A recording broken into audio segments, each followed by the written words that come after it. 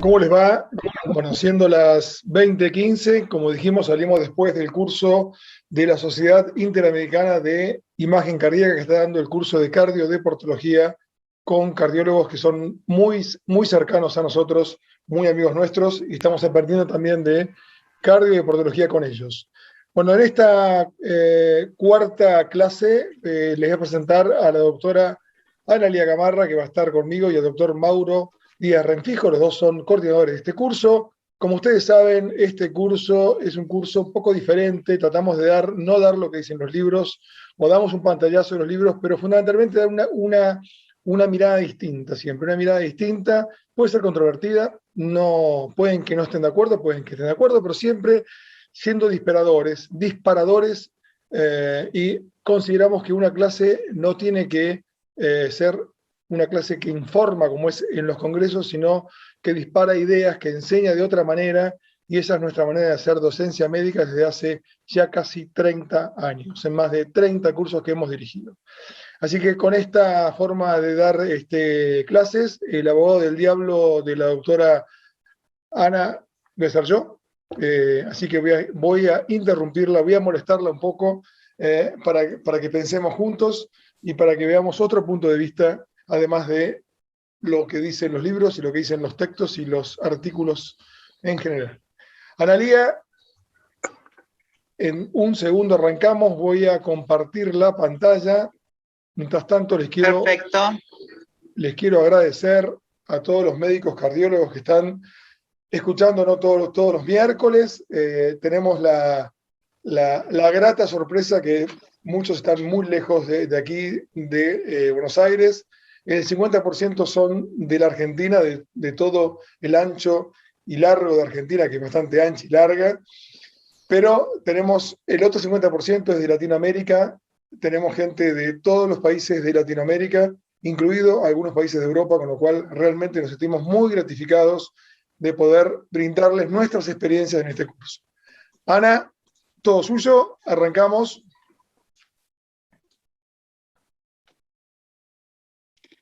Perfecto, bueno, buenas noches a todos, espero que les guste la clase. Hoy vamos a hablar, es la cuarta clase del 11º curso anual de actualización de imagen cardíaca. Ahí va.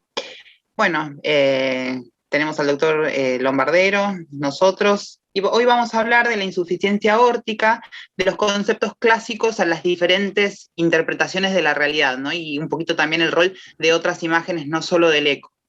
Y cuando hablamos de insuficiencia aórtica, ¿qué nos aportan las imágenes en la insuficiencia aórtica? Bueno, nos aportan varias cosas. Por empezar, la anatomía de la válvula, los posibles mecanismos, la cuantificación de esa insuficiencia aórtica y obviamente evaluar la repercusión hemodinámica. Todas estas cosas nos van a permitir valorar todos los aspectos de la insuficiencia aórtica, para evaluar la severidad, para ver qué hacemos con esa insuficiencia aórtica, ¿no? Para esto disponemos de varias técnicas, del eco, de la resonancia, de la tomografía. La siguiente, Martín. Y cuando hablamos de la insuficiencia aórtica, tenemos tres grandes cosas. Una son la etiología y el mecanismo, que es por lo que vamos a empezar, la repercusión hemodinámica y cómo cuantificamos la severidad de la regurgitación por último, ¿no? Y empezando por la etiología y el mecanismo, entonces lo que tenemos que plantearnos en un primer momento es, cuando hablamos de la válvula, ¿por qué hablamos de la válvula? ¿Es solo la válvula? Bueno, la siguiente, Martín. En realidad, cuando hablamos de insuficiencia aórtica, la etiología de esa insuficiencia aórtica puede ser variada, puede ser la causa, puede ser la válvula en sí, o no puede ser la válvula y puede ser una alteración de lo que nosotros llamamos anillo aórtico funcional, que vamos a ver después a qué nos referimos con esto, o puede ser de las dos cosas, ¿no? Puede ser mixto el mecanismo y la etiología de esa insuficiencia aórtica. Tener en cuenta que en todos lados encontramos una lista de etiología que puede ser extensa, hay causas más frecuentes, causas más raras, pero bueno, tener en cuenta la aorta bicúspide, que hoy en día vemos muchas, la endocarditis, el síndrome de Marfan, la disección aórtica, y la etiología también nos va a decir un poco, ¿no? Depende qué etiología sea, si va a ser aguda o crónica. La próxima. Bien, todo esto está en los libros, ¿no? Tal cual. Muy bien. Pero a ver, ¿qué nos importa de la etiología? ¿Qué nos importa saber de las imágenes? Bueno, de este anillo, de esta aorta funcional que nosotros estamos hablando. ¿Por qué? Porque en realidad cuando nosotros decimos que hay una insuficiencia en la aorta, hay un montón de componentes que intervienen. ¿Cuáles son esos componentes? Bueno, primero, la unión aortoventricular, no solo la válvula. Hay triángulos intervalvares, hay una zona de inserción de las valvas y de las comisuras a la aorta, las valvas propiamente dichas, los senos de Valsalva, la unión sinotubular, y no nos olvidemos de la aorta, ¿no? La siguiente.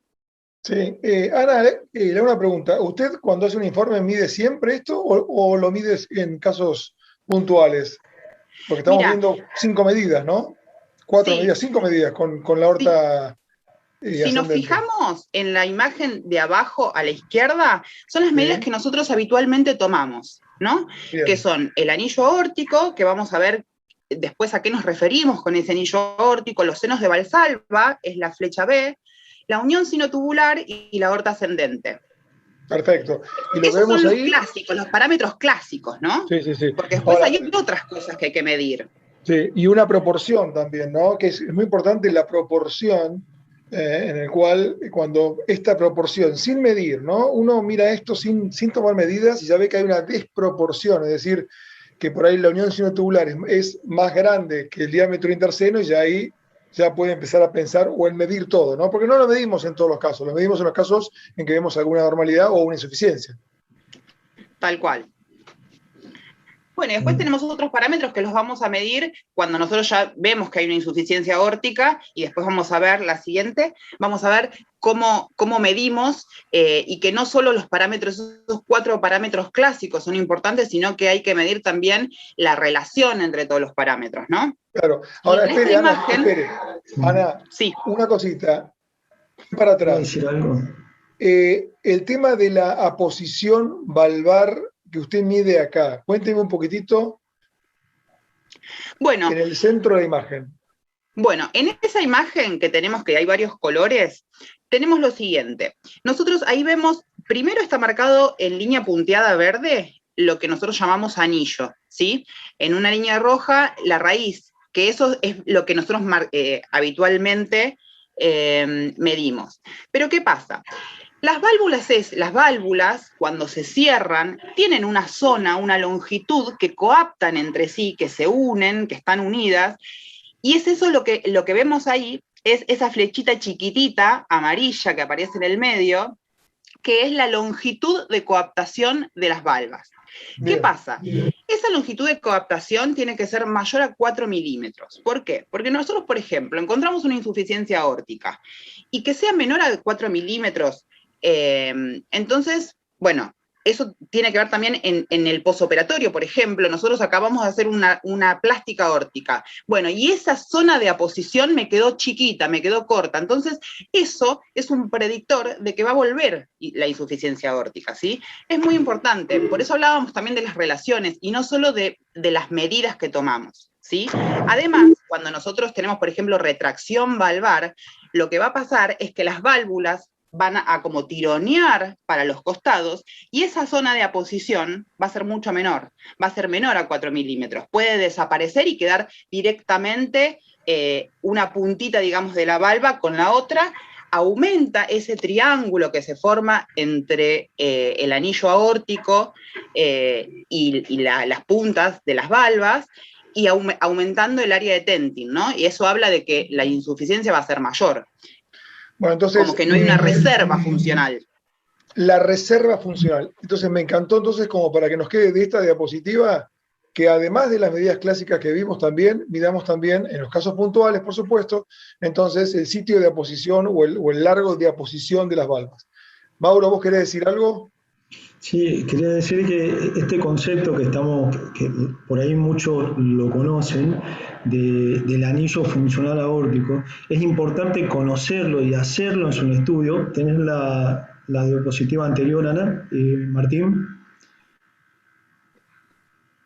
Porque la mayoría de las causas de insuficiencia aórtica que vamos a poder determinar, que seguro lo va a explicar Ana más adelante, van a estar generadas en el anillo funcional aórtico, que va desde el anillo hasta la unión sinotubular, ¿no? Bien. Ahí, muy bien, ahora lo voy a explicar un poco, entonces, Ana, ¿seguimos?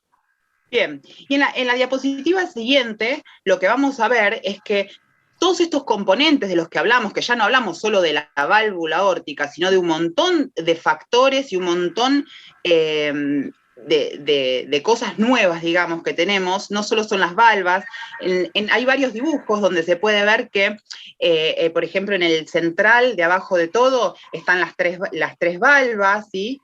Las tres cúspides con los senos, donde se ven los ostium coronarios. En la imagen de la derecha, no el corte anatómico, sino la de abajo, se ven las cúspides y el anillo. Ahí hay formado un anillo rojo, que ese anillo rojo, si vemos en la imagen de la izquierda, ¿sí? Es la zona donde la valva en sí se une a la raíz aórtica.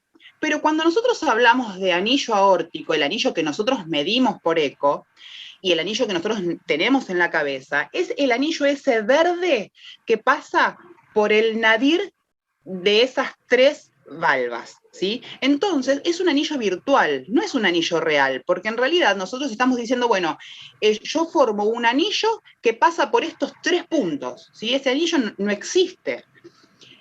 Entonces, sí tenemos otro anillo, que ese sí es un anillo más anatómico, que es la unión sinotubular, donde es un poco más grueso, donde tiene un poco más de rigidez, pero anillo en sí, lo que nosotros llamamos anillo aórtico, no existe, sí es un anillo virtual. Eso hay que tenerlo en cuenta. Después arriba se ven que hay triángulos intervalvares. Estas son imágenes de cortes de disección, donde lo que se ve en la siguiente, hay una imagen mejor que esta, donde se ve lo mismo que hablamos, ¿no? Las valvas, pero esta es muy interesante. Esta es una imagen de una disección y cortes anatómicos en cerdos que hizo el doctor Lombardero y Martín González, donde se ve muy bien esto que decíamos. Si se fijan en la imagen de la izquierda, está marcada la coronaria izquierda, la coronaria derecha, esas son las valvas, la coronariana izquierda y derecha, y después atrás de la pinza está la no coronariana, ¿sí? Se ven bien las valvas, y en la imagen Ana, de la derecha, fíjese, sí. Ana, fíjese una cosa que es muy interesante. Bueno, sí, este es un preparado nuestro, de nuestro servicio que hacemos, y yo les recomiendo que trabajen con corazón de cerdo. Cerdo de 3 meses es lo más parecido al corazón nuestro. Fíjese usted, Ana, que el velo aórtico, qué transparente que es cuando es sano, ¿no? Cuando está normal, qué transparente. Usted habló del nadir y del cenit. Vamos a ver un poquitito. Entonces, nadir sería el punto más bajo de un cuerpo celeste. Estamos haciendo, por supuesto, una analogía con respecto al corazón. Y el cenit es el punto más alto. Entonces, usted me está diciendo que el nadir está acá. ¿Usted ve la flecha donde yo la pongo? Sí. Se ve. Ok, vamos entonces. Otro. Cuénteme ahora.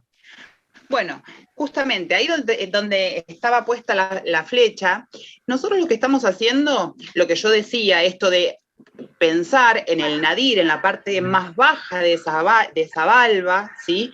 Y poner como 3 puntos imaginarios en el nadir, en la parte más baja de las 3 valvas, y ahí nosotros formamos el anillo aórtico. Pero ¿qué pasa? ¿Qué vemos en el eco, en realidad? Porque nosotros en el eco, nosotros medimos el anillo aórtico en un corte paraesternal un eje largo, ¿sí? Y ahí no vemos las 3 valvas, ahí vemos 2. Ahí vemos la coronariana derecha y la no coronariana. Entonces nosotros cuando estamos hablando de anillo aórtico en eco, lo que estamos midiendo es lo que se ve en la imagen de la izquierda, el nadir, el punto más bajo de la coronariana derecha y de la no coronariana. O sea que lo que medimos todos los días no existe, y no solo que no existe el anillo como tal, porque ahí, como vemos, no hay ningún anillo aórtico. Cuando medimos tracto de salida, lo medimos ahí también, que sería el inicio del tracto de salida, en cierta forma. Y no solo que no existe, sino que medimos solamente una parte de las 3 partes de ese triángulo. Lo que estamos midiendo es prácticamente un lado de un parecido o supuesto triángulo. ¿Eso es lo que me está queriendo decir, Ana, usted? Tal cual, eso mismo. Que nosotros estamos diciendo anillo a algo que es virtual, que no existe como tal, y que encima en el eco ni siquiera estamos midiendo el anillo en sí, estamos midiendo una parte. Entonces, ¿cuánto más se complica esto cuando tenemos calcio en la válvula aórtica? ¿Cuánto más se complica esto cuando tenemos proyección de calcio en la válvula anterior de todo esto? Y fíjese usted que si no medimos correctamente o si no medimos, digamos, si no estamos midiendo lo real en pacientes normales, imagínense en pacientes con calcio. Con eso lo hemos demostrado también nosotros y hemos visto que se mide mucho peor todo esto cuando hay calcio que cuando no hay calcio. Bueno, siga nomás, Ana. Totalmente. Bueno, vamos a la que sigue. Y como hablábamos antes, que en realidad cuando hablamos de insuficiencia aórtica no es solo hablar de la válvula, hay un artículo que es del 2006, donde pusieron una serie de pacientes con insuficiencia aórtica aislada para ver las causas de la insuficiencia aórtica. En esa serie particularmente el 34% de los pacientes no se pudo identificar la causa, ¿sí? Que hoy en día esto ya no es tan así, porque tenemos eco 3D, porque tenemos resonancia, porque tenemos tomografía, y seguramente de ese 34% que en el 2006 no se supo la causa, hoy tendríamos gran porcentaje de esos pacientes que sí sabríamos cuál es la causa. Por otro lado, y lo que me parece importante resaltar, que el 66% que sí le encontraron la causa, casi la mitad de los pacientes, la causa de la insuficiencia fue la válvula, el 46%. Pero el 54% de los pacientes, la causa no fue la válvula, fue o la unión sinotubular, o la aorta ascendente, o la raíz aórtica, pero no la válvula. Entonces, es tan importante la válvula como todos los elementos que hablamos de esa válvula aortoventricular, ¿sí? Todos los componentes son importantes, no solo la válvula. Eso quería resaltar con esta diapositiva. Ahora, de lo que me queda de esto, Ana, es lo siguiente, ¿no? De la experiencia. Está bien, el gráfico es del año 2006, muy bien. Ahora, si uno mira para atrás, la mayoría de las insuficiencias aórticas severas son valvulares y son estructurales. Sin buscar ningún artículo, sin buscar nada. La inmensa mayoría de las severas son estructurales y fíjese usted que pone la aorta, pone como una etiología de las más habituales en la unidad funcional de la raíz de aorta, lo que sea, como la no valvular, digamos, mejor dicho, mucho más fácil, como la disección de aorta, ¿no? O sea que de las severas, sin duda, las estructurales, y de ellas, por supuesto, de las estructurales son las valvulares. Bueno, pero eso es la experiencia personal. Siga.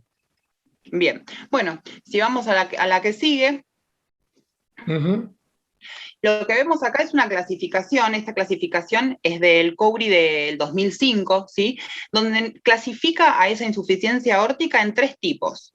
El tipo 1 clásicamente tiene las cúspides normales, ¿sí? Y lo que hay es dilatación de otras estructuras, como de la aorta, de la unión sinotubular o de la raíz en sí, o una perforación. El tipo 2 habla de lo que es prolapso, y el tipo 3 habla de restricción de la apertura con insuficiencia. Lo importante de esto es que dentro del tipo 1, ¿sí? Cuando la válvula está preservada, esas insuficiencias aórticas son secundarias y todo el resto son primarias. Y además esta clasificación también nos sirve un poco para ver el abordaje quirúrgico, ¿no? Porque si nosotros decimos, bueno, en la insuficiencia aórtica secundaria, las tipo 1, A, B y C, la válvula es normal, está preservada, entonces, bueno, conservemos esa válvula si la vamos a operar, ¿no? Porque obviamente cambiar una válvula trae aparejado un montón de cosas que quizás no queremos en pacientes jóvenes. Después Bien. vamos a ver varios casos de eso. Esta es una adaptación de la clasificación que se hizo con la mitral, ¿no? Que está perfecto. Muy bien, estamos de acuerdo. Tal cual. Bueno, si vamos a la que sigue, bueno, acá vemos el tipo 1 en las imágenes de la izquierda, donde tenemos un aneurisma de la aorta ascendente, donde la etiología principalmente es la aterosclerosis. En la tipo 1B vemos un aneurisma de la raíz aórtica. La etiología en ese caso es Marfan, vemos como un corazón en botellón, ¿sí? Donde ya no se distingue cuál es la unión sinotubular, ahí es como todo un mismo tubo hasta la raíz.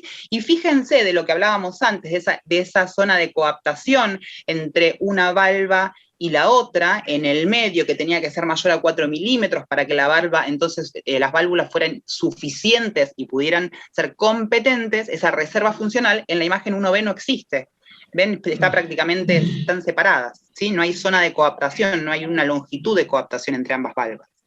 En la última imagen es del tipo 1C, donde hay una alteración aislada del anillo funcional, la etiología puede ser variable, y bueno, después del lado derecho, tenemos imágenes de los otros tipos 2 y 3. Vamos a la que sigue. Bien, y esto era lo que hablábamos antes, ¿no? Nosotros habíamos dicho, bueno, que teníamos las cuatro cosas clásicas que nosotros medimos, que son el anillo, que ya hablamos, que el anillo es un anillo virtual, que encima estamos midiendo otra cosa, la raíz aórtica, la unión sinotubular y la aorta ascendente. Hablamos de esa zona de coaptación, de ese índice de reserva funcional. Fíjense que en la imagen del medio, abajo, era lo que yo les contaba antes, que en la imagen de la izquierda hay coaptación, ese triángulo que se forma entre las valvas y el anillo ese virtual que nosotros armamos es chiquita, y cuando hay retracción y tironeamiento por un aneurisma, cuando la raíz aórtica se agranda, se tironean las valvas, y ya deja de aparecer esa zona aposicionada entre una valva y otra, y se pierde ese índice de reserva, esa reserva funcional se pierde, ¿sí? Y entonces ahí es donde aparece la insuficiencia. Entonces, no solo medir estas cosas cuando vemos insuficiencia aórtica, sino ver la relación entre las cosas, ver la relación entre lo que nosotros le decimos anillo aórtico y la unión sinotubular, la altura del anillo y el anillo, ¿sí? Es importante medir todas esas cosas cuando tenemos una insuficiencia aórtica. Entendiendo que el único anillo real que tenemos es el anillo de la unión sinotubular, ¿no? Es el verdadero anillo de toda esta estructura, ¿no? Tal cual. Tal cual. Bueno, seguimos. Bueno, si vamos a la que sigue. Bien. Y ya más entrando en eco, el modo M anecdótico, porque un día, yo no sé, Martín, si usted lo usa, pero yo la verdad que mucho ya no lo uso, ya uso todo en 2D, se podían ver algunas cosas. Para medir todas las estructuras de la unidad funcional de la raíz de aorta, usamos 2D, no usamos el modo M, sí fue recomendado hace muchos años. El movimiento del corazón hace que el modo M, para medir la unión, justamente el lugar donde más se mueve, para medir todos los componentes de la unidad funcional de la raíz de aorta, la verdad que no sirve, por eso usamos el modo 2D para medir todo lo que usted mostró. Seguimos. Tal cual. Entonces pasamos. Bueno, y esto es como un comentario de la válvula aorta bicúspide, para recordar que cuando tenemos una bicúspide puede haber tanto estenosis como insuficiencia, ¿sí? Hay varios tipos, hay 5 tipos, de acuerdo a qué valva está unida con otra. Hay a veces que son 2 valvas, hay veces que hay rafes, pseudorrafes, que esos rafes pueden ser chiquititos, grandes, mini, y la más frecuente es la tipo 1, ¿sí? Que es como la anteroposterior. Y si vamos a la imagen que sigue, con esto, recordando que la válvula aorta bicúspide puede generar insuficiencia, en los pacientes con válvula aórtica bicúspide, si vemos en el gráfico de la izquierda, que hay una velocidad de dilatación de la raíz mayor que en los controles, ¿sí? En todos los niveles, en el seno, en la unión sinotubular y en la aorta proximal, ¿sí? Y por otro lado, otra cosa, que es un estudio del 2018, de Rodríguez Palomares, que me pareció interesante porque se ve según qué valva esté junta con la otra. En el caso de la imagen de abajo, de la derecha abajo, tenemos en el primer dibujo de la aorta, en un paciente con aorta bicúspide, donde tiene la valva derecha y la izquierda fusionadas, donde se ven unos vórtices de flujos, pero otro paciente similar, la misma imagen, pero donde tiene fusionadas la derecha y la no coronariana. Cómo los flujos, cómo esa aorta condiciona los flujos, ¿no?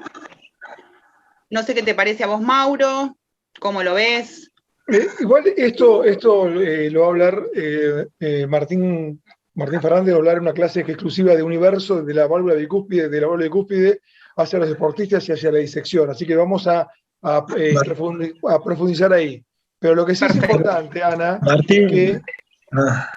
lo que sí es importante, Ana, es que cuando uno habla de vórtices y vórtex, y cómo sale la sangre, que no sale, por supuesto, en forma recta, sino que sale como usted dice, uno no sabe bien, porque si uno se pone a entender un poco por dónde pasa la sangre, el tracto de salida del ventrículo izquierdo tiene un eje menor, que como sabemos el eje menor es el anteroposterior, y que es la inversa de la unión sinotubular, porque la unión sinotubular tampoco es circular, y eso lo hemos demostrado nosotros también, lo hemos presentado en un trabajo científico. Es decir, que si ustedes se fijan, uno entendería que esos vórtices pueden hacer la anatomía, o la anatomía hace los vórtices. No sabemos todavía quién hace a quién. Pero esto que está mostrando resonancia, que está mostrando que es muy interesante, habla un poco de cómo está saliendo la sangre, ¿no? Que está como una energía potencial en el tracto de salida hasta que sale la válvula y por supuesto salen vórtices. Bien, pero esto lo vamos a ver bien con Martín Fernández en válvula bicúspide, ¿sí? Excelente. Bueno, vamos a la que sigue. Acá vemos algunas imágenes. Fíjense que en el primer dibujo de arriba a la izquierda, donde la unión sinotubular prácticamente está borrada, ¿sí? Hay una dilatación enorme de la aorta ascendente, con el corazón en botellón. Lo más probable es que eso sea un Marfan, por cómo se ve. En la imagen de la derecha, fíjense que esa posición entre las dos valvas no existe, es prácticamente, y está como aumentado ese área de tentin, ese triangulito, esa carpita que se forma entre el anillo virtual y las dos valvas, ¿sí? Uh-huh. En la imagen de abajo, a la derecha, fíjense que la raíz parece bastante, no están los diámetros ahí, pero parece bastante preservada, y lo que sí tiene gran dilatación es a partir de la unión sinotubular hacia la aorta ascendente, ¿no? Perfecto. Una cosa que es un dato en la imagen de abajo, de la derecha, perdón, de la izquierda abajo, de la izquierda abajo, que ¿sabe cuál es la forma para darse cuenta que una válvula es bicúspide sin mirarla en eje corto? Sí, en realidad cuando nosotros vemos el eje largo paraesternal, las dos valvas supuestamente tienen que haber la misma distancia entre donde cierra la válvula, entre una pared de la raíz y la otra, como que tiene que cerrar centrada. Cuando ya vemos en un eje paraesternal que cierra como para un costadito, entonces ya tenemos que ir a buscar la bicúspide, ¿no? Y pensar que puede haber bicúspide. Simétrico o cierre asimétrico. Si el cierre es asimétrico, claramente es lo más probable que sea una bicúspide. Bueno, seguimos. Perfecto. Bueno, y ahora vamos a hablar un poco de la repercusión hemodinámica, ¿no? ¿Qué nos muestran las imágenes o qué sacamos de la repercusión hemodinámica? Y acá, cuando hablamos de repercusión hemodinámica, tenemos que hablar de lo que es la insuficiencia aórtica aguda y crónica, que son dos cosas, ¿sí? Dos cosas distintas, porque el volumen de sangre que vuelve a ese ventrículo y el ventrículo adaptado o no se va a comportar de distinta forma, y así es como después nosotros en ECO vamos a ver distintas cosas. En la siguiente, ahí en la siguiente tenemos un gráfico donde vemos... bueno, antes de empezar con esto, vamos a hacer una encuesta. ¿Cuál le parece a todos los que están en la charla, cuál les parece que es la valvulopatía izquierda que tiene mayor peso en gramos del ventrículo izquierdo? si es la estenosis mitral, la insuficiencia mitral, la estenosis aórtica o la insuficiencia aórtica. Esto es muy interesante, ¿no? Esta pregunta, porque sabemos que todas las valvulopatías remodelan el corazón, pero ¿cuál es la que mayor peso le da a ese ventrículo izquierdo?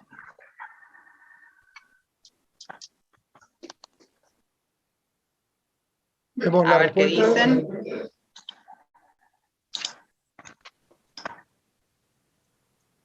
Fíjese qué cosa interesante, Ana, ¿no? La estenosis aórtica la marcaron como la que más peso, que más gramos, que más pesa el ventrículo izquierdo. Tal cual, casi ahí mano a mano con la insuficiencia aórtica. Bueno, cuéntenos por qué no es así. Bueno, si vemos en la diapositiva siguiente, lo que vamos a ver, este es un dibujo comparando la insuficiencia aórtica aguda y la crónica, ¿sí? ¿Qué diferencias hay? En la insuficiencia aórtica aguda, lo que pasa, por ejemplo, en una disección, lo que pasa es que hay un aumento brusco del volumen que va hacia ese ventrículo que no está adaptado, aumenta la precarga, porque aumenta la cantidad de sangre que hay en ese ventrículo, aumentan las presiones, aumentan los volúmenes, y aumenta también la poscarga, porque aumenta la tensión de la pared del ventrículo, ¿sí? Entonces, fíjense en la curva presión-volumen, que está abajo a la derecha, donde tenemos la curva normal, en celeste, en azul, cuando es una insuficiencia aórtica aguda, donde con pequeños cambios de volumen hay grandes cambios de presión, ¿sí? Entonces, este ventrículo no adaptado termina claudicando, ¿no? Cuando es una insuficiencia aórtica aguda, porque no está adaptado a recibir tanto volumen. Muchas veces lo que puede pasar es que se abre la válvula mitral precozmente, porque ese aumento del volumen dentro de la cavidad hace que se abra la válvula mitral con o sin reflujo diastólico de la válvula mitral.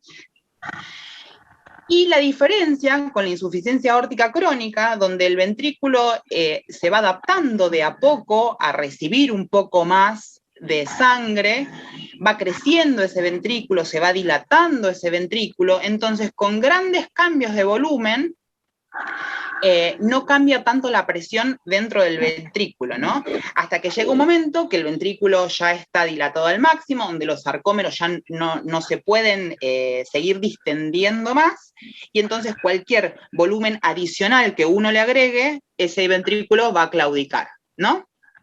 La diferencia entonces entre insuficiencia aórtica aguda y crónica. Y si vamos a la diapositiva siguiente, lo que vamos a ver es esto, ¿no? ¿Qué pasa con la remodelación del corazón con esta insuficiencia aórtica? Que por un lado tenemos sobrecarga de volumen, del volumen que fue eyectado hacia la aorta y que vuelve hacia el ventrículo izquierdo. Eso es lo que aumenta la precarga. Entonces aumenta el volumen de fin de diástole. Y todo esto hace que de a poco se produzca una hipertrofia excéntrica. Pero por el otro lado hay, como dijimos, una sobrecarga de presión por aumento de la tensión de la pared del ventrículo izquierdo, ¿no? Lo que vemos del lado de la derecha. Esa sobrecarga de presión hace que haya mayor volumen eyectado hacia la aorta, aumento de la poscarga, y entonces el ventrículo genera una hipertrofia concéntrica. Entonces, en la insuficiencia aórtica hay una hipertrofia ventricular que es mixta, es concéntrica y es excéntrica. Entonces, por eso, esta es la valvulopatía con mayor masa del ventrículo izquierdo. Si vemos en la diapositiva siguiente, tenemos la diferencia, ¿no? Por eso preguntábamos cuál era la valvulopatía con más masa, es que en la insuficiencia mitral tenemos una hipertrofia excéntrica pura, y en la estenosis aórtica una hipertrofia concéntrica pura. Porque en un lado hay aumento de la poscarga y del otro lado hay aumento de la precarga. Pero en la insuficiencia aórtica tenemos las dos cosas. Perfecto.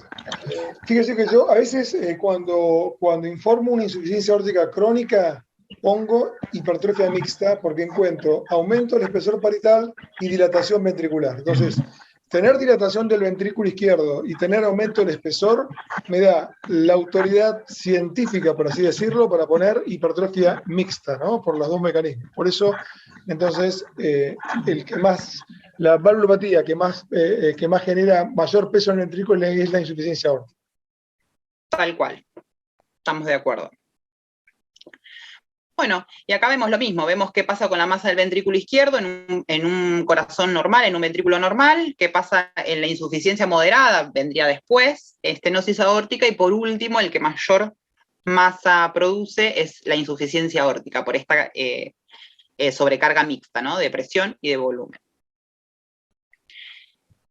Bien. Y por último, vamos a cuantificar la regurgitación, ¿sí? Acá ya nos vamos a meter un poco más en lo que son imágenes. Bien, y cuando cuantificamos, ustedes cuando tienen una insuficiencia aórtica, ¿con qué método definen esa insuficiencia aórtica? ¿Cuál es el método preferido? ¿Cuál es el método que ustedes dicen, bueno, con este método yo estoy seguro y puedo informar que es una insuficiencia aórtica? Son varios, ¿no? Vamos a dar tiempo, pues son varios. Fíjense ustedes que no pusimos, ninguna es correcta, ni todas son correctas. La realidad es que la idea no es, digamos, acertar cuál es, porque en el fondo creo que podemos ponernos de acuerdo que ninguna seguramente va a ser una prioritaria, pero por lo menos tener una aproximación de qué es lo que hacemos habitualmente o a cuál le damos un poco más de importancia. Inclusive también falta una que no está en las guías, Ana, que es medir nada más que el ancho del jet, nada más. Eso lo tomaba en cuenta y lo publicó y lo presentó Evangelista, donde hablaba que nada más que el ancho, sin compararlo con el tamaño del tracto de salida, el ancho del jet era más de 8 milímetros, era signo de severidad, que me pareció bastante interesante, pero que no está en ninguna guía en ningún lado. Y si usted me pregunta a mí, si lo hago, a veces lo hago, si mido el ancho del jet directamente, basado en el trabajo de Arturo Evangelista. Bueno, me parece que ya estamos, Corina, como para ver cuáles son los resultados. Relación área de jet, tracto de salida. Bien. Mire, Ana, qué poco mide en el PISA, ¿no? Sí. Y sin embargo, el segundo más importante parece ser el volumen regurgitante. Lo cual, como usted sabe, soy bastante enemigo de eso, ¿no? Bueno, tiempo de mi presión, 21%. Está bien. Vuelvo a decir lo mismo, no hay una respuesta correcta para eso, ¿eh? No hay, porque en el fondo ninguna es correcta. Simplemente para saber más o menos cómo estamos. Vamos. Bien. Perfecto. Bueno, en la que sigue, lo que vemos, a ver. Bien. Ahí está. Sí. Primero empecemos con el Doppler color, ¿no? Con el Doppler color podemos ver un montón de cosas. Capaz que es lo que más visualmente nos aporta. ¿Por qué? Porque podemos medir el área del jet y la longitud de ese jet, podemos medir la relación entre el área del jet y el tracto de salida, podemos medir la vena contracta, podemos medir el PISA, el volumen, el AORE, ¿sí? Que esto es como hablamos en la clase pasada. No sé, Martín, usted que tiene mucha más experiencia que yo, ¿cuántas veces midió el PISA en una insuficiencia aórtica? Porque yo sinceramente, generalmente no lo puedo medir, porque no lo veo bien, porque no me convence, porque me da algo que después no termino informando, porque por todo el resto de los parámetros me da otra severidad. Entonces, no sé, yo es como que me desenamoré del PISA en la insuficiencia aórtica. Sí en la mitral, bueno, en la mitral lo uso mucho. Sí, si también aclaremos por qué no está puesto flujo reverso en aorta abdominal ni tampoco en aorta torácica, porque son métodos indirectos, estamos hablando de métodos directos del corazón, ¿no? Por supuesto que tomamos en cuenta muchísimo el flujo reverso y ahora lo vamos a ver. El tema del PISA y del flujo de convergencia proximal, que ahora lo vamos a ver un poco más en detalle, ha sido muy estudiado con la mitral y sin embargo con la aórtica nos cuesta mucho sacarlo, nos cuesta mucho verlo, ¿no? Quizás porque no estamos alineados correctamente, quizás por la posición del traductor, por muchas razones nos cuesta mucho medir.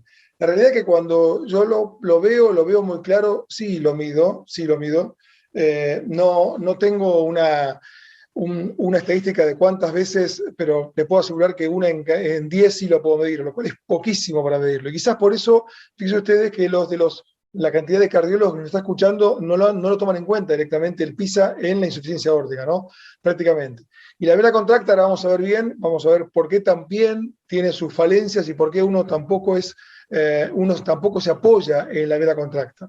Pero mientras tanto, vaya contando usted, Ana, todos los parámetros que muestran las guías y cuáles son los números que nos dan.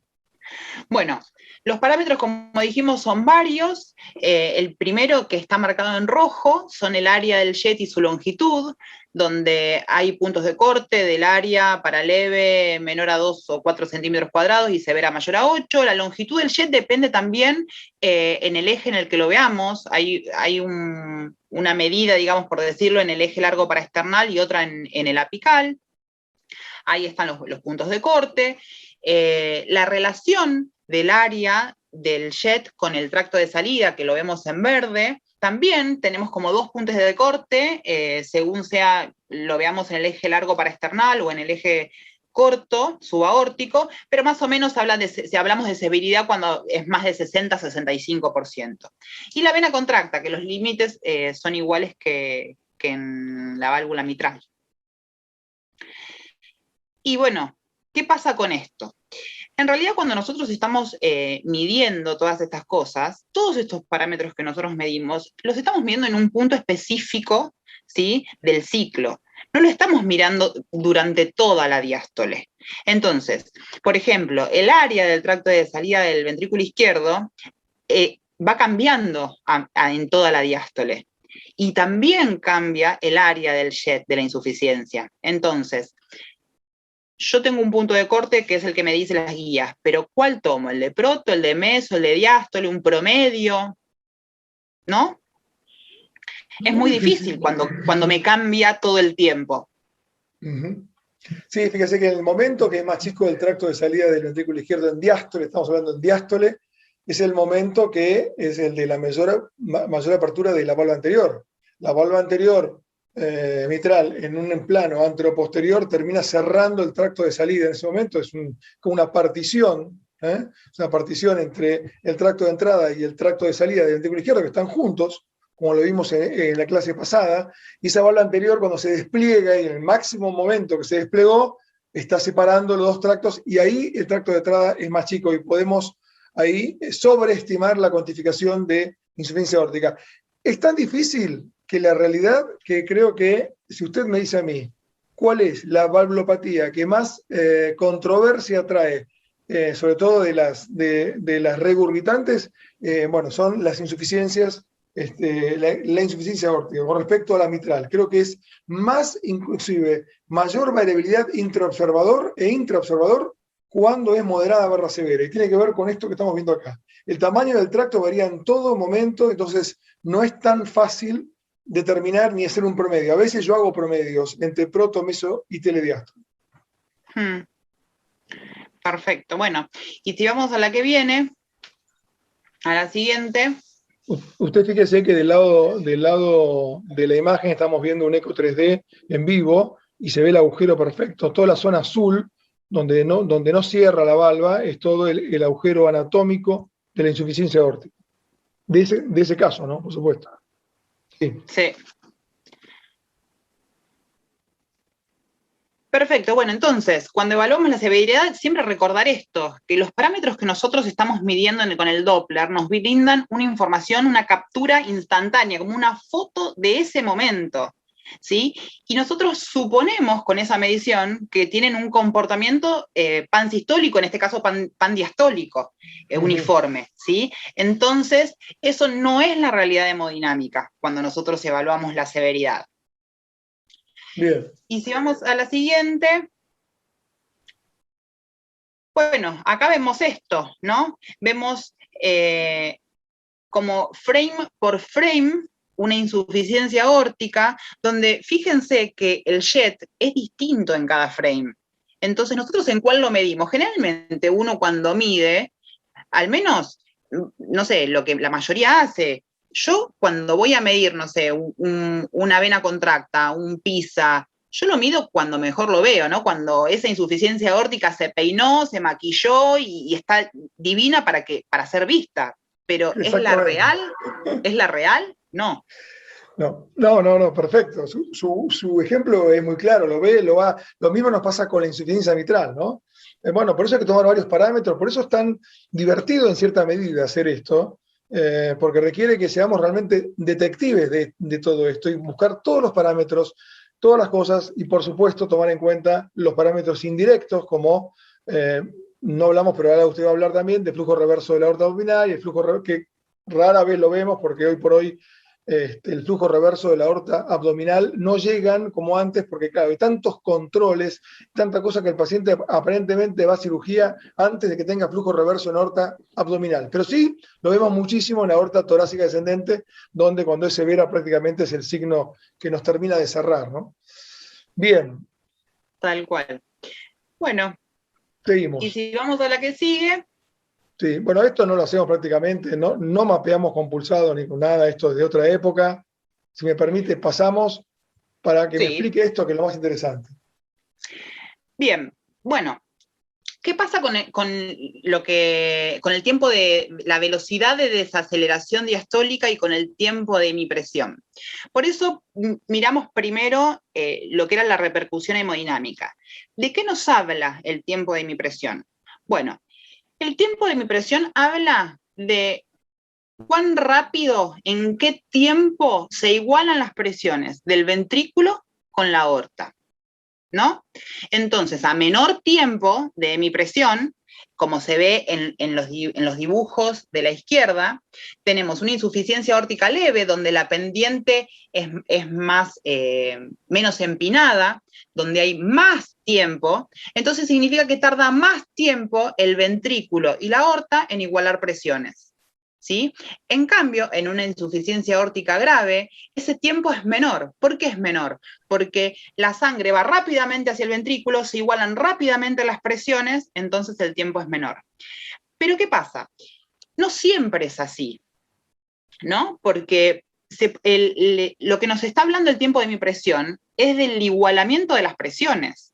¿Qué pasa si yo le doy vasodilatadores a los pacientes? Yo estoy modificando la presión aórtica, entonces este tiempo de hemipresión va a cambiar, ¿no? Entonces el tiempo de hemipresión, si bien habla de la severidad de la insuficiencia, también habla de la condición hemodinámica.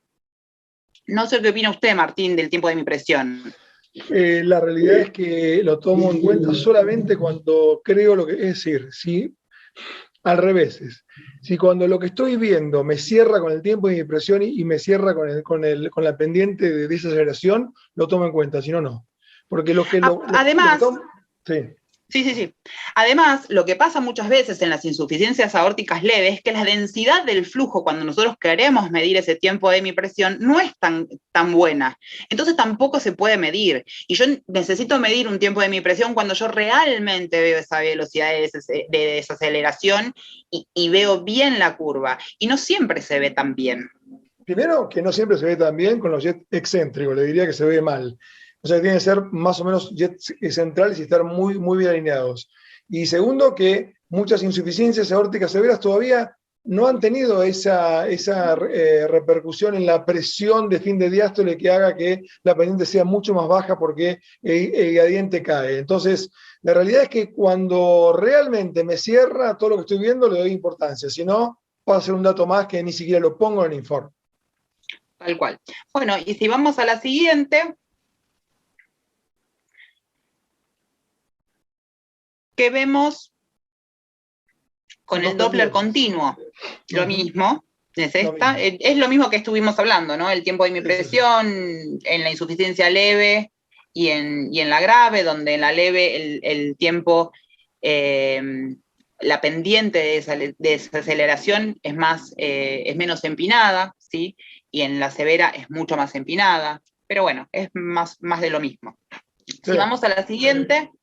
Fíjese usted, alguna vez háganlo si pueden, tome la presión diastólica en los pacientes y usted puede saber que si usted tiene la presión diastólica por manguito menos el gradiente, ya sea en el inicio de la diástole o el fin de la diástole, va a ver qué presión tiene dentro del ventrículo en ese momento. Tal cual. Lo cual, cuando lo hace, se va a dar cuenta que muchas veces le da cualquier cosa y que es muy difícil, entonces, tomar en cuenta esto como algo fidedigno, ¿no? Que estar perfectamente alineado. No siempre nos pasa. Bueno, sigamos. Tal cual. Y más en los jets excéntricos, No, como decías. ni hablar, ni hablar. Bien. Bien, entonces, como para poner una conclusión al tiempo de mi presión, representa más la repercusión hemodinámica que realmente la severidad, ¿no?, de esa insuficiencia aórtica. Bien. Cuán adaptado está ese ventrículo. Bien, y en cuanto al Doppler pulsado, lo que vemos es el flujo diastólico, lo que tenemos que ir a buscar cuando vemos una insuficiencia aórtica moderada, severa, es el flujo diastólico reverso en la aorta descendente. Bien, lo miramos de una vista supraesternal y las guías nos hablan de que cuando la velocidad de fin de diástole de ese reflujo es mayor a 20 centímetros por segundo, eso indica una insuficiencia, es un parámetro que indica insuficiencia aórtica severa, ¿sí? Es un signo muy específico. Lo mismo cuando encontramos flujo holodiastólico reverso a nivel de la aorta abdominal, como se ve en la foto de abajo a la derecha, ¿sí? La verdad que, no sé si tenés algo para decir, Martín, de esto. Es bastante difícil, ¿no?, encontrar en una aorta ese flujo holodiastólico reverso. No tanto en la aorta torácica, pero sí en la aorta abdominal. Hace muchos años se decía que cuando uno tenía flujo reverso en la aorta torácica se hablaba de moderado a severo, y cuando tenía en la aorta abdominal se hablaba de severo, y tiene que ver con los signos clínicos de la insuficiencia aórtica que hemos estudiado cuando éramos residentes de cardiología. Ahora, si ustedes me dicen a mí, por supuesto que encontramos de vez en cuando un flujo reverso en aorta abdominal, pero son casos de insuficiencia muy severa. Ya estamos hablando de pacientes casi pasados de cirugía. Lo que encontramos habitualmente en la insuficiencia aórtica severa es flujo reverso, exactamente la foto que usted mostró, el flujo reverso en la aorta torácica, lo que está viendo, y cuando es más de 0,20 en el fin de diástole indica eso. Ahora, el doctor Mauro Díaz Rendijo había hablado el otro día cuando hicimos la puesta en escena, porque practicamos esto para que sea un poco más ameno. Habíamos hablado qué pasa cuando medimos la integral de flujo de ese flujo reverso.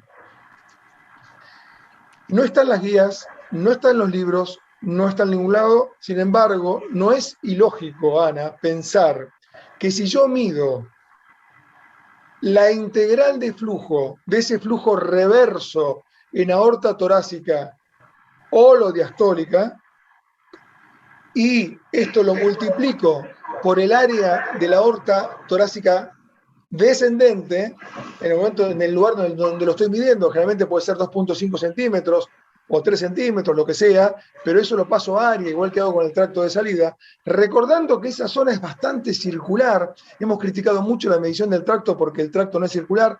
Dentro de todo, la aorta de ese nivel es bastante circular. Nos podría dar el flujo retrógrado que tiene y compararlo con resonancia. De hecho, estamos iniciando un trabajo de eso. Pero qué interesante, porque hay algunos laboratorios en Argentina que están tomando 14 centímetros de integral de flujo en aorta torácica reversa para hablar de severidad. Esto, por supuesto, no está en la guía, no está comprobado, no, simplemente es un disparador de ideas para que ustedes también, quizás en sus laboratorios, intenten buscar esta cosa. A mí me parece muy interesante, es un signo indirecto que cuando es claro es muy sensible de insuficiencia aórtica severa, con lo cual me parece muy interesante medir el flujo reverso e intentar ver si lo podemos medir cuando existe y es holodiastólico, ¿no? Tal cual. ¿Seguimos, Ana? Seguimos. Bien. Bueno, y como para empezar a ver un poquito de imágenes, acá vemos una insuficiencia aórtica severa, vemos los volúmenes, los diámetros de fin de diástole aumentados del ventrículo izquierdo, donde vemos el eje corto de la válvula aórtica, se ve bien que la insuficiencia esa es bien central, se ve el triangulito entre las valvas, ¿sí? En la otra imagen se ve cómo se mide la vena contracta, que es de 0,87 centímetros, que habla de severidad. Cuando vemos la aorta, en las imágenes D, E y F, fíjense la dilatación de la aorta ascendente, donde también se compromete la unión sinotubular, la raíz aórtica, las valvas, no hay esa posición que tiene que haber, esa reserva funcional se perdió, ¿sí? Donde cuando nosotros medimos, cuando nosotros evaluamos si la aorta es trivalva o no, siempre hacerlo en sístole, porque cuando uno lo hace en diástole puede haber un RAFE que haga parecer que ese signo de Mercedes-Benz está, ¿no? Y donde abajo vemos también el tiempo de mi presión que da para severa, donde se ve que además el flujo anterógrado de la válvula aórtica está aumentado. Esto es porque además del volumen eyectado normal, está eyectando ese volumen que en cada latido le llega además, y donde tenemos ese signo muy específico que más o menos serían 35 centímetros por segundo en la aorta torácica a nivel de supraesternal, en la imagen de la derecha, donde esa velocidad de fin de diástole está aumentada, ¿no? 35, y donde también hay flujo holodiastólico reverso en la aorta abdominal. Bien, uno de los médicos que nos está escuchando nos pregunta si nosotros medimos, si no miden el área de reflujo en la aorta torácica. Bueno, justamente lo estamos, a ver, en nuestro servicio, para recomendar algo, siempre hacemos antes un trabajo científico. Entonces, como no hicimos, lo estamos haciendo ahora y comparándolo con resonancia, porque tenemos que compararlo contra algo, y nosotros tener nuestra experiencia ahí lo vamos a recomendar fuertemente. Por ahora estamos contando que estamos investigándolo eso, que nos parece muy interesante la hipótesis, y sobre todo si la comparamos con el flujo reverso, con el flujo reverso de la resonancia. Porque, Ana, ¿qué pasa con el flujo reverso del eco, ¿no? Cuando uno compara tracto de salida del BI con tracto de salida del BD, por ejemplo? Bueno, algo que está en las guías, está en los libros, no está en todos lados, nosotros no lo hacemos porque la medición del tracto de salida del ventrículo derecho es tan falaz, es tan difícil. Recuerden cuando hacen una CIA y quieren medir shunt, medir el diámetro del tracto de salida del ventrículo derecho, si lo miden 10 veces le va a dar 10 veces diferente. El movimiento que tiene el corazón a ese nivel, sobre todo de la vista transtorácica, no tanto transesofágica, que se ve un poquitito, se puede medir mejor, desde el eje corto donde lo medimos, es muy difícil tener una buena medida del diámetro del tracto de salida del ventrículo derecho. Por eso nos cuesta mucho hacer, y como ustedes saben, y ya lo vimos en la clase pasada, no creo en nada que sea flujo reverso midiendo tractos de entrada y tractos de salidas a partir de anillos que están mal medidos, que no existen y que traen muchísimo error de cálculo. Bueno, vamos contando las preguntas mientras vamos hablando, porque son preguntas muy interesantes y hacen un poco que sea más divertido. Bueno, sigamos. Ana. Perfecto.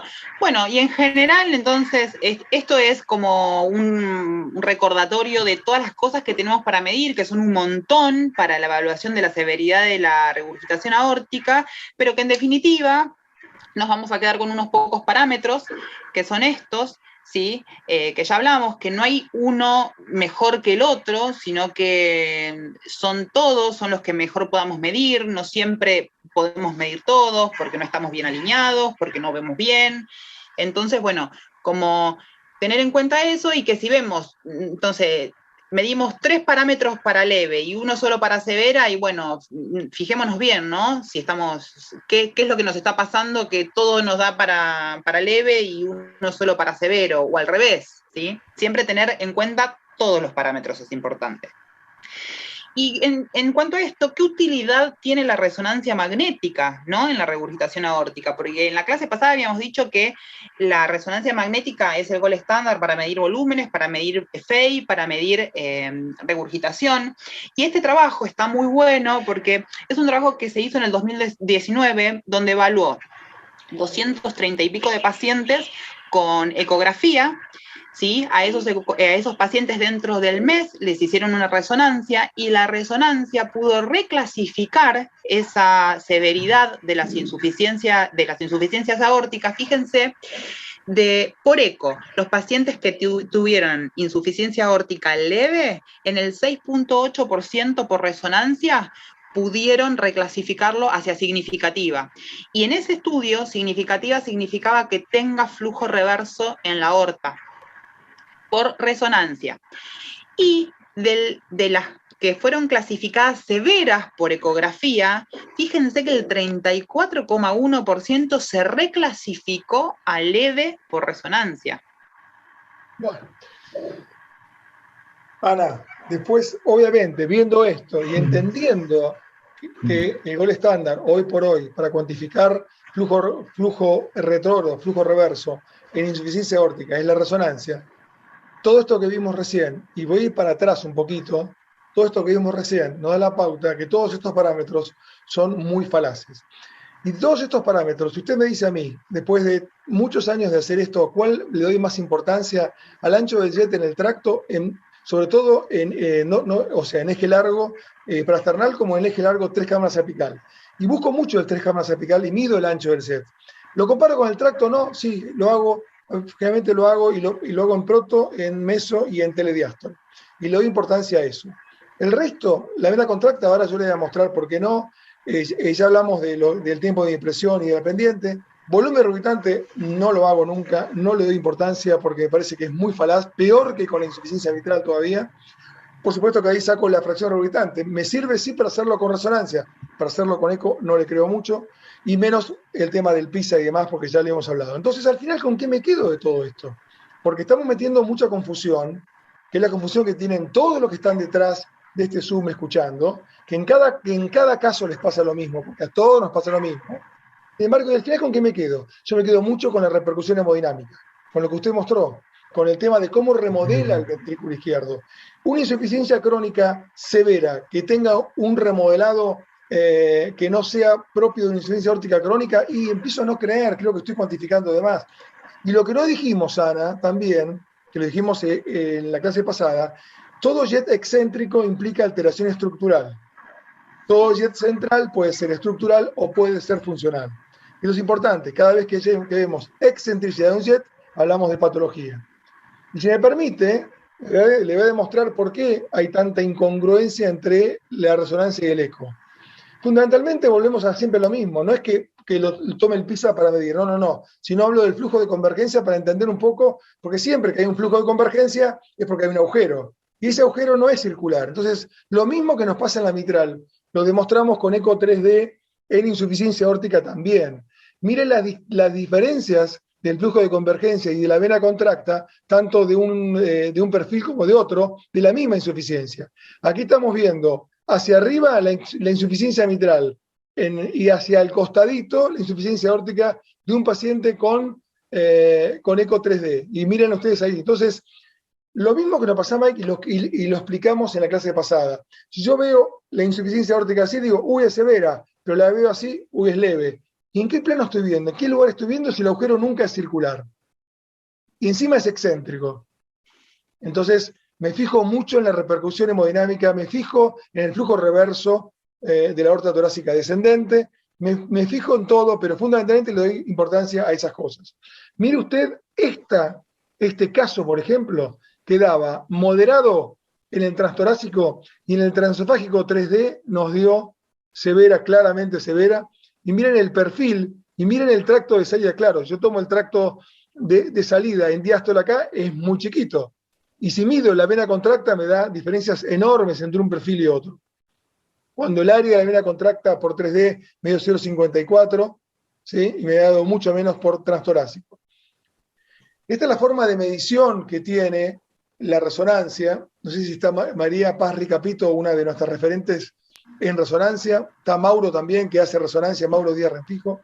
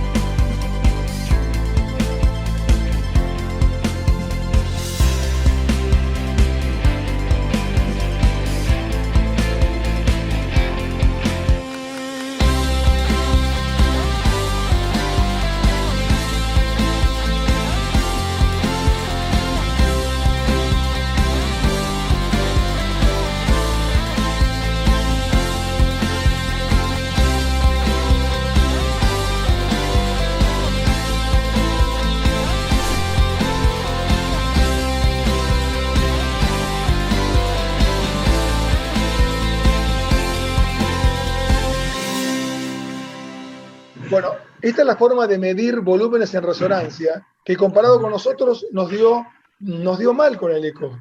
Y que en realidad nos da que cuando nosotros a veces decimos que severa para resonancia no es. ¿Podés explicarnos, por favor, cómo medís o cómo medimos flujo reverso con resonancia y cuánto tiempo lo haces? La verdad que si uno, cuando piden un estudio, piden solo para cuantificar, si uno quiere ver el tema de la cuantificación de la regurgitación aórtica, en 30 minutos, con buenos técnicos, reconstruyendo el corazón, haciendo la secuencia para valoración y tener cuantificada, uno podría tener, ¿no? Ok, entonces lo que yo hago es tener un 3 cámaras por resonancia, ahí pasó este cursor, ¿sí? En toda la diástole mido el flujo, en este punto nada más, ¿es así? Esto se llama contraste de fase en resonancia. Exactamente. Perfecto. Es así, Martín. Y lo importante es que este círculo que se ve marcado con rojo lo podemos seguir durante todo el ciclo cardíaco y confirma esto que vos decís, que se lo ve por resonancia, cómo va cambiando la forma y que a veces es totalmente sin forma, no es ni redondo, a veces circular, a veces... y la resonancia, bueno, nos permite cuantificar mejor cuando el eco no permite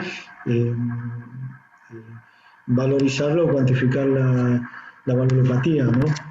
Y además, lo bueno que tiene la resonancia es que vemos tanto el flujo que va anterógradamente como retrógradamente, ¿no? Vemos en blanco el que va para adelante y en negro el que va para atrás. Entonces, píxel a píxel se arma la curva que ves abajo y donde ves el flujo anterógrado y el flujo retrógrado, el que digamos tiene la insuficiencia, y así es una forma de cuantificar esa insuficiencia, el flujo reverso que hay. Por eso, hoy por hoy, no hay dudas que los que hacemos imagen cardíaca global sabemos que hoy el gol estándar en cuantificación de insuficiencia aórtica y que toma toda la diástole y con muy poco cálculo, como vemos ahí, con muy poco cálculo, es la resonancia.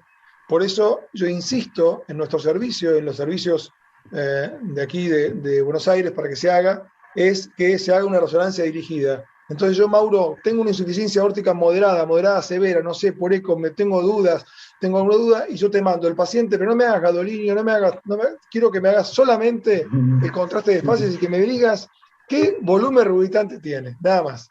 No quiero más nada que eso. Creo que eso es en parte integrar las técnicas de imagen cardíaca y ver cuáles son los puntos fuertes y puntos débiles de cada método, porque el eco tiene muchos puntos débiles y tiene muchos puntos fuertes. El hecho de ver la insuficiencia aórtica a partir de que es moderada o es severa es un punto muy fuerte. Sabemos que o es moderada o es severa. Ahora, para determinar si es moderada o si es severa, ahí empezamos con algunos problemitas. Muy bien. Bueno, Ana, seguimos, vamos terminando a ver si ya pasamos al caso. Cuéntenos rápidamente. Perfecto. ¿Cuándo pedimos entonces resonancia a partir de un eco discordante? Bueno, con todo lo que estuvimos hablando es cuando no tenemos buenas vistas en los ecos, cuando tenemos mucha discordancia entre los parámetros que vemos en el Doppler y los parámetros ecocardiográficos, y donde hay una discrepancia entre la clínica y la gravedad que yo veo por el eco. Muchas veces es bueno cuando tenemos múltiples valvulopatías, ¿no? Porque por eco se hace mucho más difícil cuantificarlas. Y obviamente cuando la ecografía es subóptima para ver tanto función como los volúmenes, como, bueno, medir la gravedad. Y si vamos a la que sigue, acá se ve cómo vendría a ser como el paralelismo con un Simpson que nosotros hacemos por eco, cómo se evalúa el volumen y la función por resonancia, donde se cortan planos a nivel del ventrículo. El software mismo se puede hacer a mano o hay software que lo hacen automáticamente, marca toda la cavidad y después se multiplica, ¿no? El volumen, se hace el volumen de cada uno de esos discos que después se suman en diástole, en sístole y se hace la diferencia. Muy bien, muy bien. Bueno, vamos a ver algunos casos que tenemos muy poco tiempo, rápido. Les muestro un caso 1 y ustedes van a decir cuán severa la insuficiencia mirando estos parámetros que les muestro yo. Ahí tenemos un caso de una insuficiencia aórtica, como ustedes están viendo, el jet es excéntrico por encima de la válvula anterior. Vemos la pendiente 183 centímetros por segundo al cuadrado y un tiempo de impresión de 478 milisegundos. Le pregunto, Ana, rápidamente por estos parámetros de pendiente y de tiempo. ¿Es severa? No parece. No parece. Vemos el ancho del jet versus el tracto de salida. Vemos todo eso con un diámetro de 64, 37, 14 de septum y 11 de pared posterior. Y preguntamos al público, ¿es leve, es moderada o es severa? Vamos rápido porque tenemos poco tiempo. El ancho del jet vio que no le daba, Ana, ¿no? ¿Vio? Nada. Nada le daba. No, nada. Y ahí tenemos el problema de la excentricidad. Vamos a ver qué nos dice rápido. Esto no es para, es simplemente un juego nada más. Moderada. Yo pensé lo mismo, ¿eh? Ana, yo pensé lo mismo. Pero me dije, pero si mide 6 centímetros de diámetro diastólico, ¿qué tiene una miocardiopatía dilatada de otro origen? ¿O estoy subestimando lo que estoy viendo? Debo estar subestimando la cuantificación. Entonces, como nuestro fuerte era el eco 3D transesofágico, hasta que llegó la resonancia en forma mucho más masiva, yo le hice un eco 3D transesofágico. Entonces, ¿qué vi?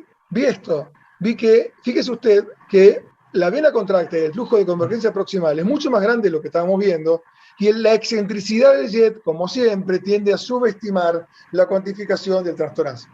Entonces estábamos ante una insuficiencia aórtica severa. Mire qué mal cierra acá, en este caso, la valva no coronariana versus la que estamos viendo ahí. Ustedes están viendo ahí, lo ven, el gap en el medio que se origina y la excentricidad del jet marcadísima sobre la valva anterior. Y aquí vemos inclusive flujos de convergencia proximal chiquititos que hacen como una sinergia, como lo mostré yo la vez pasada, con la insuficiencia mitral. Claro, cuando hago área versus área, ya con transesofágico ya me da un poquitito más cercano a la realidad, y el área de la vena contracta por eco transesofágico planimetría por 3D me dio 0,67, estábamos ante una insuficiencia aórtica severa. Y mire usted, acá lo estamos viendo por 3D, esta imagen es fantástica, Ana y Mauro, miren todos cómo se ve un antifaz oscuro en el medio del cierre de la válvula en diástole, que no es ni más ni menos que el agujero regurgitante anatómico. Mire qué claro se ve el antifaz. ¿Lo ve como un antifaz? Se ve perfecto. Perfecto. Bueno, imagínense que la vena contracta tiene que seguir esa silueta. Imagínense que usted lo está viendo por transtorácico y va a haber un jet excéntrico y seguramente lo que vimos en el transtorácico es esto y no vimos esta parte, y entonces ahí por supuesto que pensamos que era moderada. Yo también pensé que era moderada, como todo el mundo. Bueno, ¿y dónde estaba la respuesta? En la repercusión hemodinámica, que es lo que usted mostró antes, Ana. Porque mirando nada más, fíjese usted que tomando en cuenta los diámetros y demás, 6.4 con 14 de septo y 11 de pared posterior me da un ventrículo de 367 gramos, 193 gramos barra metro cuadrado. Obviamente que esto es por la sobrecarga crónica de presión y de volumen, como usted bien explicó. Así que le doy la derecha y la repercusión fue la clave de este caso. Segundo caso rápido. ¿Cuán severa es esta insuficiencia? Otra vez, Ana, pendiente 292 y tiempo de impresión 467. ¿Le hace pensar algo esto? Y, a ver, por tiempo de mi presión, no sé si está bien alineado o no, pero no parece severa. No, y es bastante central el jet. Fíjese que usted, sí, que es central, tanto en 3 cámaras apical, es bien central, y con un diámetro y los diámetros no están muy aumentados tampoco. No, un diámetro de 48, 29 de sístole, 11 de septum y 10.6 de pared posterior. Y mire usted qué interesante, que ocupa, ¿cuánto ocupa del tracto de salida? Así a ojo, ¿eh? El primer tercio, por lo menos. Por lo menos 2/3. 2/3, sí. Sí. Mauro, ¿cuánto ocupa eso? Y por lo menos 2/3, Martín. Bueno, entonces, vamos a ver qué dice la gente. ¿Qué le parece esta insuficiencia aórtica? ¿Es leve, es moderada o es severa? Esto nos pasa todos los días. Mauro, Ana y el resto de la gente que nos está escuchando. Que por eso yo decía ¿no? Qué importante es cuando nosotros obtenemos un valor por eco, ver también el resto de las cosas y no guiarnos por un solo valor, sino que si claramente a mí yo veo algo y me da para moderada, para severa, y yo estoy teniendo un valor de leve, y bueno, seguir buscando, ¿no? Hasta que Profundizar. encuentre varios parámetros concordantes. A mí me es más fácil cuantificar una insuficiencia mitral que una insuficiencia aórtica. Vamos a ver la respuesta. Y ni le hablo de la pulmonar, que ya vamos a hablar de la insuficiencia pulmonar, que es la más difícil de todas. Moderada, de vuelta moderada. Bueno, bien, vamos a ver entonces qué vimos. Lo mismo que le dije antes, yo la definí por eco transesofágico. Me era más fácil pedir un 3D a mí que pedir una resonancia en ese momento. Y miren desde la unión sinotubular, el eco 3D. ¿Ven lo que yo les digo cuando el anillo de la unión sinotubular es real? Tiene toda la forma. Véanlo con un corazón de chancho. Lo tocan y se van a dar cuenta. Y ese anillo de la unión sinotubular es el corte que yo estoy haciendo para ver desde la unión sinotubular, estoy mirando hacia el cierre de los senos y la válvula aórtica. Y miren ustedes qué pasa. El yete central es un agujerito chiquito. ¿Lo ven? Yo voy a ver si lo puedo cerrar, o lo van a ver. Ahí lo corro. Y ahí en el medio del triángulo hay un agujero negro chiquitito, bastante circular, le diría, dentro de todo, y eso es lo que estábamos viendo como insuficiencia aórtica. Cuando mido todas las cosas que tengo que medir, ocupa nada más que el 21% del tracto en protodiástole y en el resto también, y ni por vena contracta ni por ninguno me dio que era insuficiencia aórtica leve. Y otra vez la clave estaba en la repercusión hemodinámica, porque mire usted que con este diámetro, 4.8, una insuficiencia aórtica severa solamente puede ser si es aguda, sino rara vez si es crónica, y lleva muchos años de evolución, rarísimo que dé esto que estamos viendo. Bueno, Mauro, ¿tenés alguna pregunta? No hay tiempo para mostrar un caso más, pero es un caso de una bicúspide con un jet también muy, muy excéntrico. No sé si Corina nos deja pasarnos un poquito más del tiempo. Vos tenés un caso, Mauro, como para mostrar, pero... No, mira, lo único que me gustaría mostrarte, que tengo acá, ¿sí? Eso que estábamos hablando, ¿sí? Lo paso directamente, no sé si se puede ver la pantalla. Mientras que vos lo ponés, Mauro, el caso, mira, hay un comentario que nos hizo uno de los participantes que dice que hay que tener en cuenta que los trabajos que recomiendan la cirugía lo demostraron en base a cálculos que son que todos tienen falacias, ¿no? Que todos son falsos. Sí. Y sí, pero es lo que tenemos, ¿sí? Obviamente uno intenta hacer lo mejor posible, pero es lo que tenemos y los trabajos se hicieron con estos datos. Por supuesto que es lo que tenemos y es lo que tenemos día a día, y yo no tengo un eco 3D tampoco para hacer en cada paciente y me tengo que basar en todo esto, pero por lo menos si yo sé cuáles son los puntos débiles de cada método, voy a errar menos el diagnóstico. Y siempre debe ser más cauto cuando hablo de insuficiencia aórtica severa si no tengo repercusión hemodinámica.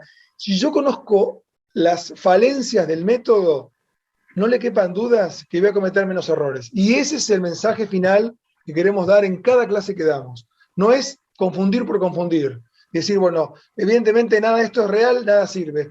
Bueno, nada es real, pero algo sirve y todo junto sirve, por supuesto. Sí, Mauro, ¿estás? Dale, no sé si se ven las imágenes ahí que ¿la están viendo? Sí, se ven las imágenes, pero ponelo, por favor, grande, si podés. Ahí está, gracias.